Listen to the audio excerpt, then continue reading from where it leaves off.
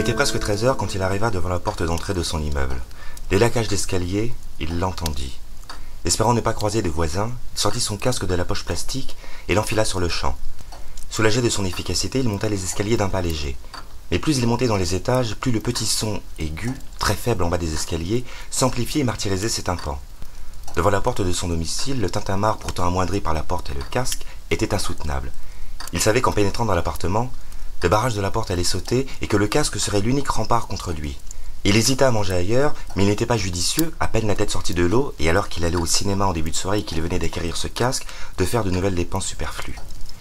Dans un mois ou deux, il pourrait se le permettre, mais pas maintenant.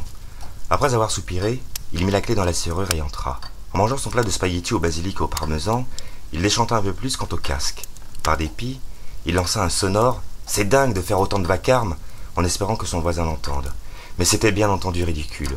Il eut ensuite une brève pensée pour lui qui était en contact direct avec cette hideuse matière sonore. Peut-être s'agissait-il de quelqu'un qui venait de s'acheter son appartement et qui le retapait avant de s'y installer, pensa-t-il. À moins que ce ne soit l'un de ces propriétaires indélicats qui font refaire au noir des appartements le week-end pour pouvoir les louer au plus vite. Au choix, un brave type ou un salaud de capitaliste. Il se demanda si c'était réellement une scie qu'il entendait, et s'il découpait bien des tiges de métal. Mais dans ce cas-là, à quoi pouvaient servir toutes ces tiges coupées?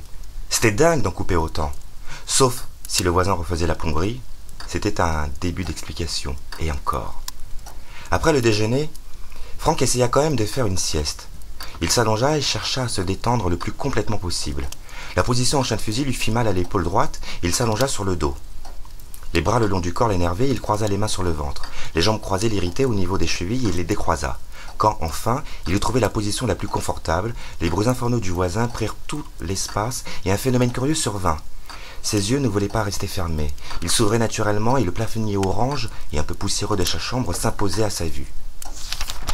Il lui fallait contracter les muscles pour les fermer. Cela lui était déjà arrivé, rarement, mais cela lui était arrivé. Franck comprit qu'il ne parviendrait jamais à dormir. Il se redressa.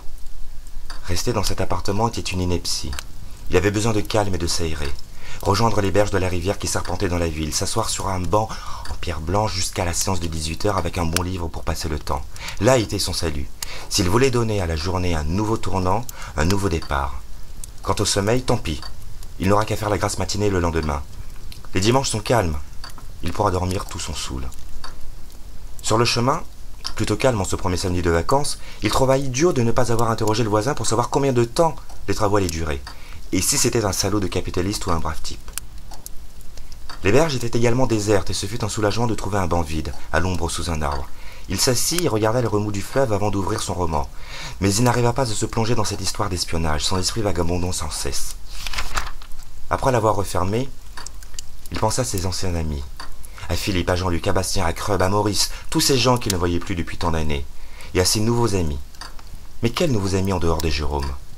À Jérôme donc, un fournisseur de sa défunte société avec qui il avait noué amitié, mais avec lequel, maintenant que les conversations liées au business s'étaient taries suite à son dépôt de bilan, il ne partageait en définitive qu'un seul point commun, le besoin d'aller au cinéma une fois par semaine pour se vider l'esprit.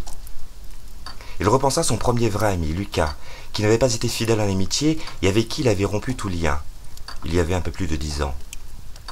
2 semaines auparavant, il avait reçu, via ses parents, un faire-part annonçant la naissance de son deuxième enfant. Il n'avait pas répondu, il n'aurait pas su quoi mettre, ou bien des choses agressives, il n'avait pas envie de cela. Il se trouvait mélancolique.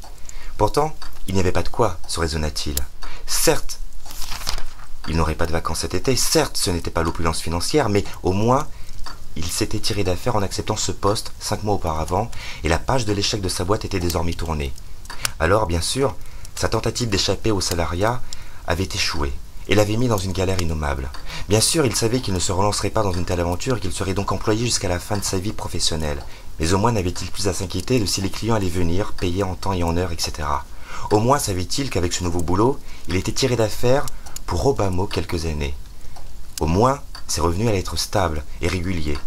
Et sa conseillère bancaire n'allait pas lui téléphoner toutes les semaines pour savoir comment il allait résorber son découvert. Quel soulagement tout de même quand le directeur téléphona pour dire qu'il avait le poste. Même si ce boulot allait être chiant à mourir.